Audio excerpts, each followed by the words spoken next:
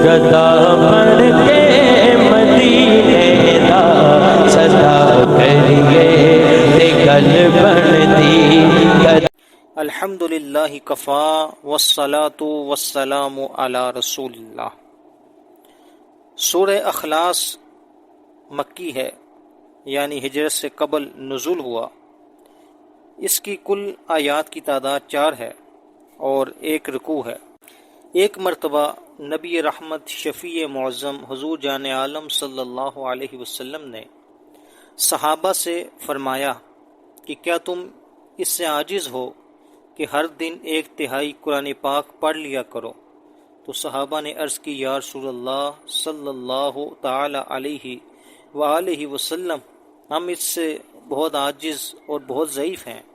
تو نبی پاک صاحب الاولاق صلی اللہ علیہ وسلم نے فرمایا، سنو، اللہ تعالیٰ نے قرآن مجید فرقان حمید کے 3 حصے کیے ہیں اور قل ھو اللہ احد تیسرا حصہ ہے، یعنی جو ایک بار سورہ اخلاص پڑھتا ہے اللہ رب العزت اسے 1/3 قرآن پاک پڑھنے کا ثواب عطا فرماتا ہے۔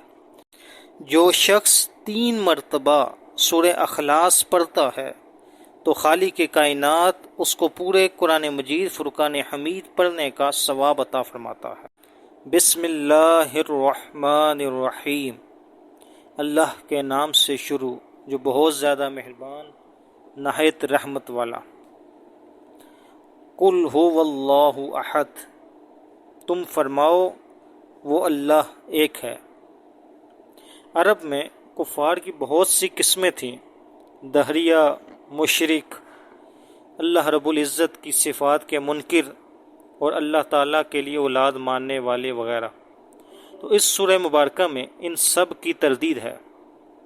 ھو اللہ فرمانے میں دہریوں کی تردید ہے جو اللہ تعالیٰ کے منکر ہیں۔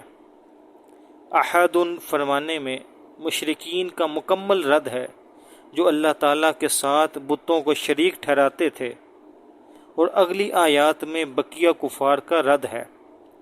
ارشاد فرمایا کہ وہ اللہ ایک ہے، یعنی ربوبیت اور الوہیت میں عظمت و کمال کی صفات کے ساتھ موصوف ہے۔ اس کی نہ کوئی مثل ہے، نہ نظیر اور نہ شبیہ، اس کا کوئی شریک نہیں۔ اللہ الصمد، اللہ بے نیاز ہے۔ ارشاد فرمایا کہ اللہ تعالیٰ ہر چیز سے بے نیاز ہے، نہ کھائے نہ پیے، ہمیشہ سے ہے اور ہمیشہ رہے گا۔ کسی کام میں کسی کا وہ حاجت مند اور محتاج نہیں۔ لم یلد ولم یولد، نہ اس نے کسی کو جنم دیا اور نہ وہ کسی سے پیدا ہوا۔ اللہ تعالیٰ اولاد سے پاک ہے، کیونکہ اولاد باپ کی جنس سے ہوتی ہے اور اللہ تعالیٰ اس سے پاک ہے۔ یوں ہی وہ خود کسی سے پیدا نہیں ہوا، کیونکہ وہ قدیم ہے، یعنی ہمیشہ سے ہے، اور پیدا ہونا اس چیز کی صفت ہے جو پہلے نہ ہو اور پھر وجود میں آئے۔ اس میں مشرکین اور یہود و نصارہ سب کی تردید ہے۔ مشرکین فرشتوں کو اللہ تعالیٰ کی لڑکیاں کہتے تھے، یہودی حضرت عزیر علیہ السلام کو، جبکہ عیسائی حضرت عیسیٰ علیہ السلام کو خدا کا بیٹا مانتے تھے۔